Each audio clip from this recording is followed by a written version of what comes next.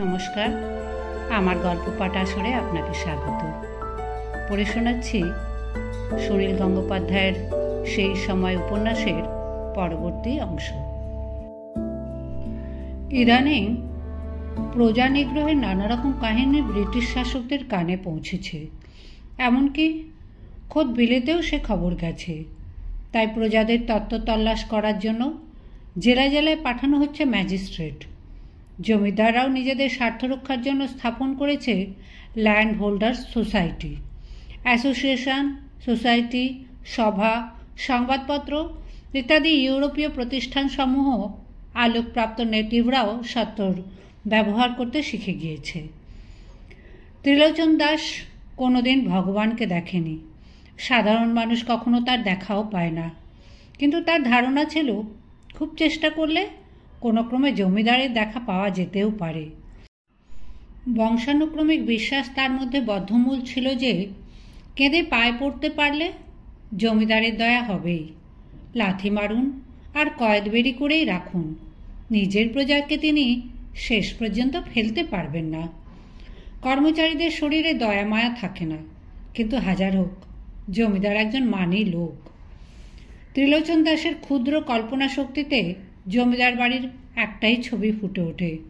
ছোট ছোট অনেক বাড়ির মধ্যে একটি বিশাল প্রাসাদ, সেখানে লোহার ফটক, আর সেই ফটকের পাশে দাঁড়িয়ে থাকে মাথায় পাগড়ি বাঁধা শান্ত্রী।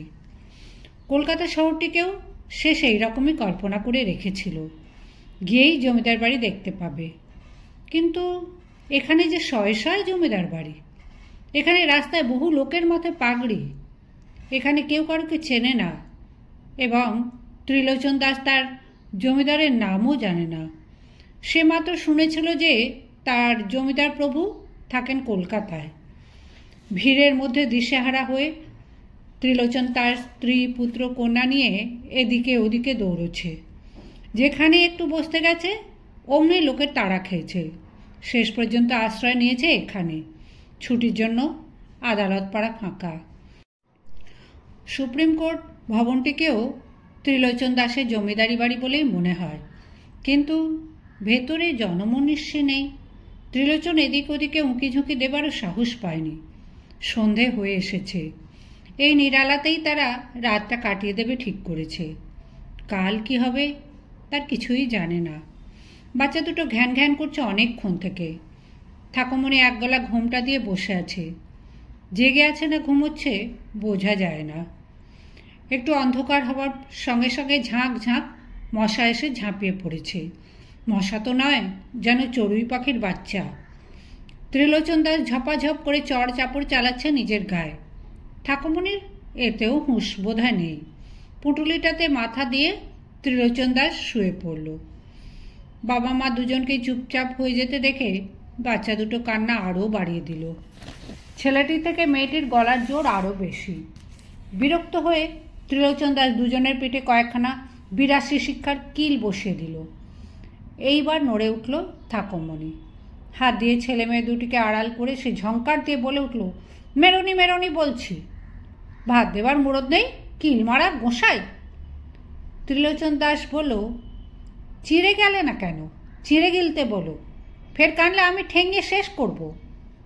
ঠাকুমণি বলল, আমাদের কেন নিয়ে এলে হেতায়? আমাদের ভিনকুড়ি ফিরে দে এসো।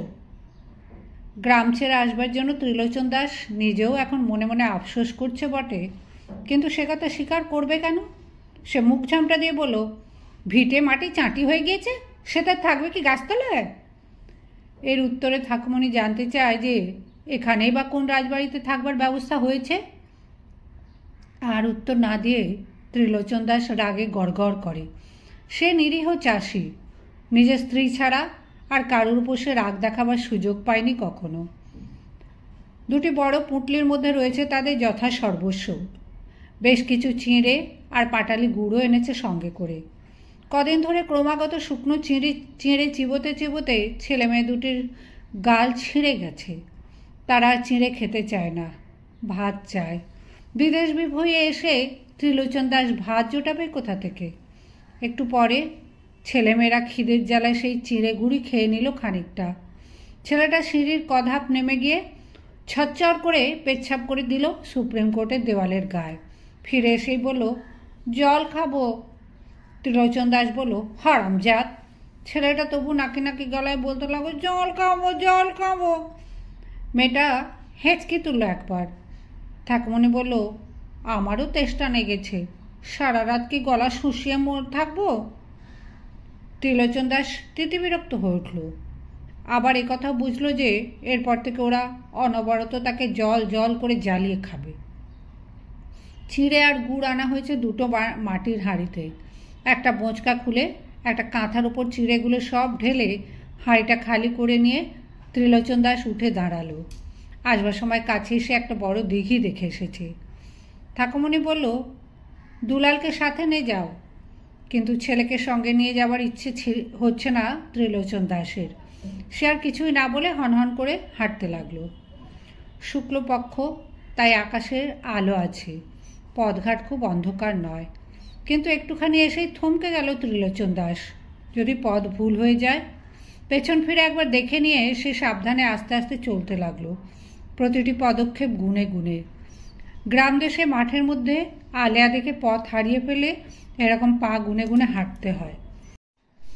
দিঘিটার এক পাড়ে বসে কয়েকটা শিয়াল মন দিয়ে ডাকছে তারস্বরে। আর একটা কি যেন বড় জানোয়ার খানিকটা দূরে খুব জোরে জোরে ভর্রভস করে নিঃশ্বাস নিচ্ছে। কয়েকটা বগি গাড়ির ঘোড়া ঘাস খেতে এসেছে ওখানে, কিন্তু অস্পষ্ট জ্যোৎস্নায় দূর থেকে ত্রিলোচন দাস সেগুলোকে চিনতে পারল না।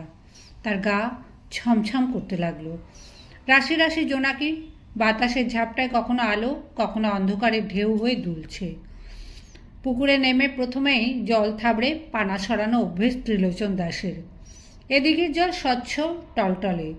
ইংরেজদের খুব সাধের গ্রেট ট্যাঙ্ক বা লাল দিঘি।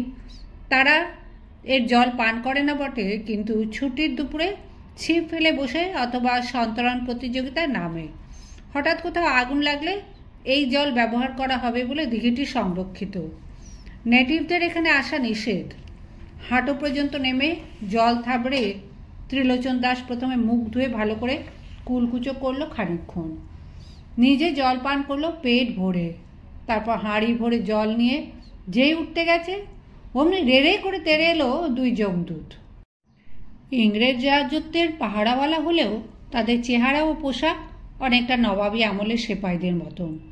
মোচ আর জুলফি একসঙ্গে জোড়া, গাঁজা নেশায় চোখ টকটকে লাল। নিশুতি রাতে সাহেব পাড়ার মধ্যে এই দিঘিতে একজন হাবিজাবি চেহারার লোককে নামতে দেখে তারা যত না ক্রুদ্ধ তার চেয়ে বেশি অবাক। দুজনে মিলে ত্রিলোচন দাসের ঘাড় চেপে ধরে এমন হল্লা শুরু করে যে ত্রিলোচন দাস কিছু বুঝতেই পারে না। তারপর পিঠের ওপর দুমদাম শুরু হলে সে ভাবে এই বুঝি জমিদারের পেয়াদা এসেছে। তাতে সে খানিকটা নিশ্চিন্ত হয় এবং এই গোলমালের মধ্যে মাটির হাঁড়িটা তার হাত থেকে পড়ে ভেঙে যায়।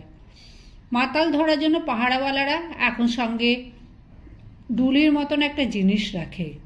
কোনো মাতাল বেশি বেগড়বাই করলে সেই ডুলির মধ্যে ভরে প্রায় বোঁচকার মতন বেঁধে ফেলে ঝুলিয়ে নিয়ে যায়। ত্রিলোচন দাসের পা সোজা আছে দেখে তারা ওকে ডুলিতে না ভরে ধাক্কাতে ধাক্কাতে নিয়ে চলল। ত্রিলোচন এবার কেঁদে কুঁকিয়ে বলে উঠল, ওগো, আমার বউ ছেলে মেয়ের সঙ্গে আছে, তাদের নিয়ে আসি। ওগো, কে শোনে কার কথা? ততক্ষণে পাহারাওয়ালার দয় ত্রিলোচন দাসের ট্যাঁক হাতড়ে দেখে নিয়েছে যে সেখানে কিছু নেই। সুতরাং তারা আরও নির্দয় হয়ে তাকে ঠেলতে ঠেলতে নিয়ে গেল কোতোয়ালির দিকে। ত্রিলোচন দাস যত চিৎকার করে তারা তাকে তত বেশি প্রহার করে। এদিকে ঠাকুমণি পক্ষী মাতার মতন দুই ডানায় ছেলে মেয়েকে আগলে বসে রইল ঠাঁয়। প্রহরের পর প্রহর কেটে গেল, তার স্বামী এলো না। সে আর কী করবে, শুধু প্রতীক্ষা করা ছাড়া। শেয়ালগুলো ডাকতে ডাকতে তাদের কাছে চলে আসছে। একসময় দূরে দু তিনবার গুড়ুম গুড়ুম করে বন্দুকের শব্দ হলো। কিসে যেন একটা শোরগোল উঠল।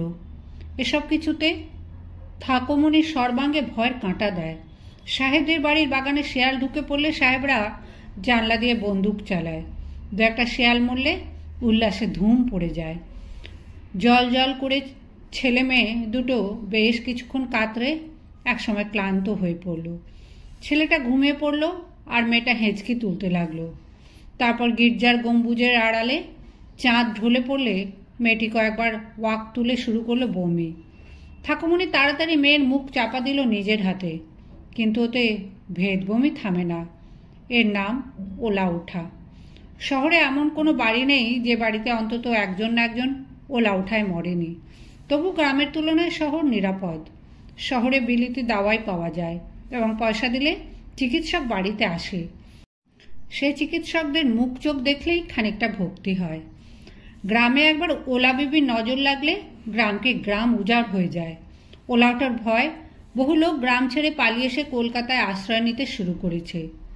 গ্রাম থেকে যখন ভোর হতে লোকে পালায়, তখনও বারবার ভয় ভয় পেছনে তাকিয়ে দেখে ওলা বিবি তাড়া করে আসছে কিনা।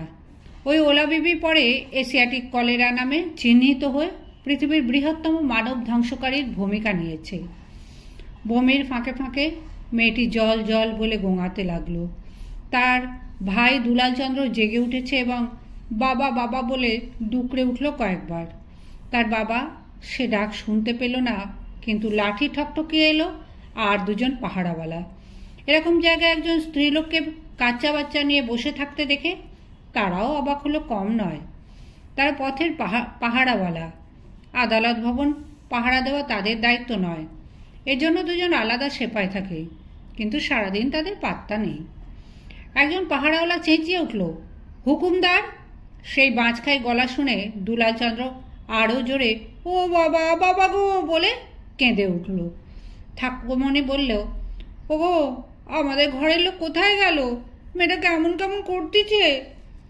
অচেনা স্ত্রীলোকের গলা শুনলে প্রথমে যে বিষয়ে কৌতূহল জাগে সেটি যাচাই করার জন্য পাহাড়াওয়ালা দুজন উঠে এলো সিঁড়ি দিয়ে কয়েক ধাপ ওপরে। হাতের জাহাজি লণ্ঠনটা উঁচিয়ে ধরল ঠাকুমণির মুখের কাছে। ঠাকুমণিকে যুবতী এবং স্বাস্থ্যবতী দেখে তারা পরস্পর চোখাচোখি করল এবং এই বিষয়ে একমত হলো যে তাহলে একে কোতোয়ালিতে নিয়ে যাওয়ার নাম করে ধরা যায়। একজন হুঙ্কার দিয়ে বলল, ওঠা ওঠা ওঠাকা রেন্ডি কাহিকা। ঠাকুমণি আরও সিঁটিয়ে গেল দেওয়ালের দিকে। তখন একজন পাহাড়াওয়ালা তার শাড়ির আঁচল ধরে টানল। অন্যজন ধরতে গেল তার কোমর। ঠাকুমণি বলল, ওগো, তোমাদের পায়ে পড়ি, আমার মেয়েটারে বাঁচাও। এবার পাহাড়াওয়ালাদের আলো পড়ল মেয়েটির ওপরে। মেয়েটি তক্ষুনি ওয়াক তুলে হুড়হুড় করে বমি করলো অনেকখানি। এই বমি পাহাড়াওয়ালা চেনে। সঙ্গে সঙ্গে ভয় তাদের চোখ উঠল কপালে। আর দ্বিরুক্তি মাত্র না করে তারা পেছন ফিরে দৌড় লাগালো। তাদের সেই দৌড়বার ভঙ্গি দেখে মনে হয় যেন অবিকল দুটি ল্যাজতলা বলিবর্দ। খানিকটা পরে মেয়েটির কণ্ঠস্বর অনেক ক্ষীণ হয়ে এলো। তখনও বলতে লাগলো, জল জল। ছোট বোনের কষ্ট দেখে 6 বছরের শিশু দুলালচন্দ্র বলল, মা, আমি জল নিয়ে আসবো? দ্বিতীয় হাঁড়িটা খালি করে নিয়ে সে এগিয়ে গেল খানিকটা। কোন দিকে সে দিঘিটা দেখেছিল ঠিক ঠাহর করতে পারল না। তার ভয় করছে। তার ক্ষুদ্র বুকটিতে দারুণ অভিমান জন্মেছে বাবার ওপরে। কেন বাবা ফিরে এলো না? সে আবার প্রাণপণে ডাকলো, বাবা বাবা। সেই ঋণঋণে শিশুকণ্ঠের ধ্বনি ঠিকরে ফিরে এলো শহরের কঠিন বাড়িগুলির দেওয়াল থেকে। কেউ সাড়া দিল না। একটা বলগা ছাড়া 1 লাখ ঘোড়া এদিকে কপকপিয়ে ছুটে আসতেই সে ভয় পেয়ে দৌড়ে ফিরে এলো মায়ের কাছে। তার মা বলল, থাক, তোকে আর যেতেই হবে না। কথায় বলে, মাঝরাতের ভেদ বমি রাত শেষ হবার আগেই থেমে যায়। হলোও তাই। খানিক পরে মেয়েটি একেবারে নেতিয়ে গেল। সে ঘুমিয়েছে ভেবে একটু নিশ্চিন্ত হলো তার মা। চাঁদ হেলে গেছে। আকাশে এখন খেলা করছে ছেঁড়া ছেঁড়া মেঘ। এতক্ষণ অসহ্য গরমের পর শেষ রাতে ঠান্ডা বাতাস ভেসে আসছে। এখন পৃথিবী কি শান্ত, সুন্দর। ভোগী, চোর এবং সাধু যারা রাত জাগে তারাও এই শেষ প্রহরে ঘুমকে আলিঙ্গনে জড়ায়। থেমে গেছে নর্তকীর পায়ের নুপুর। মাতালরাও এতক্ষণে গড়াগড়ি দিয়েছে। ঘুমন্ত নগরীর ওপর বিছিয়ে রয়েছে এক অনৈসর্গিক সৌন্দর্যের ওড়না। ঠাকুমণি আর দুলালচন্দ্র ঘুমিয়ে পড়েছিল এক সময়। দিনের আলো ফুটে গেলেও ঘুম ভাঙল না। ক্রমে পথে লোক চলাচল শুরু হলো। সাহেবরা এদেশে এসে অনেক বেলা পর্যন্ত ঘুমোয়। আগে জেগে ওঠে তাদের নফর, বেহারা, খানসামা, দুধওয়ালা, ভিস্তিওয়ালার দল। যাতায়াতের পথে তারা থমকে দাঁড়িয়ে পড়তে লাগলো। পবিত্র ধর্মাধিকরণের সিঁড়িতে ছড়ানো রয়েছে চিঁড়ে, গুড়, ছেঁড়া কাঁথা।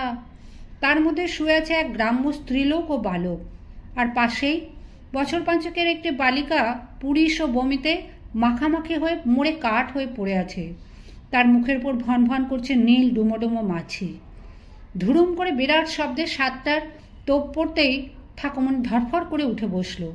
সামনেই কিছু লোককে সারবদ্ধভাবে দাঁড়িয়ে থাকতে দেখে সে তাড়াতাড়ি হাত বাড়িয়ে বুকে তুলে নিল তার মৃত কন্যাকে।